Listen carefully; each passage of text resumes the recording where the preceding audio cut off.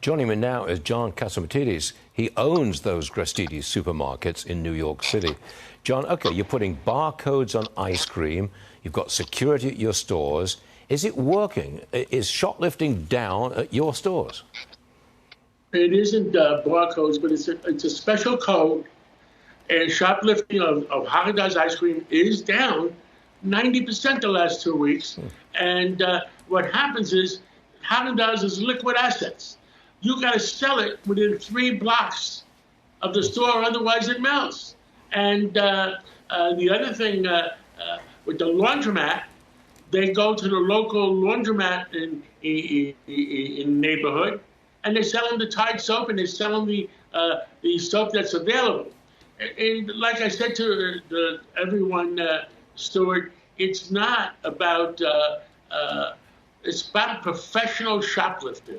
If people came in and they were hungry, we never got them arrested for being hungry and buying a can of tuna and a can of and bread.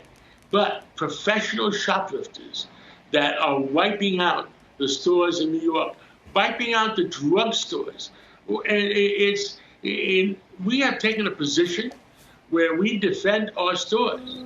Yep. The big corporate stores around the country, they fire their employees that defend their stores. Yeah. I mean, I can't understand it. Now, I would short those stocks. My personal opinion. At the top of the hour, I was saying, look, I think New York is in serious decline. The judicial system has become a joke. The migrants are everywhere. There's crime, shoplifting, etc., etc. Is that decline irreversible, John? You're a lifelong New Yorker.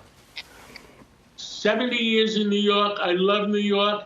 And if we don't fix it up on this year, when there's a big election in November, and all we want is we love New York. All we want is to New York to go in the right direction, and enough of this crime. So it's a leadership problem. Everything. It's a leadership problem. Change the leadership, and maybe the problem will improve. Absolutely. Now, I want to just quote this on the subway. It's getting more dangerous to ride the subway. Crimes on trains and in stations up 53% since before the pandemic 2019.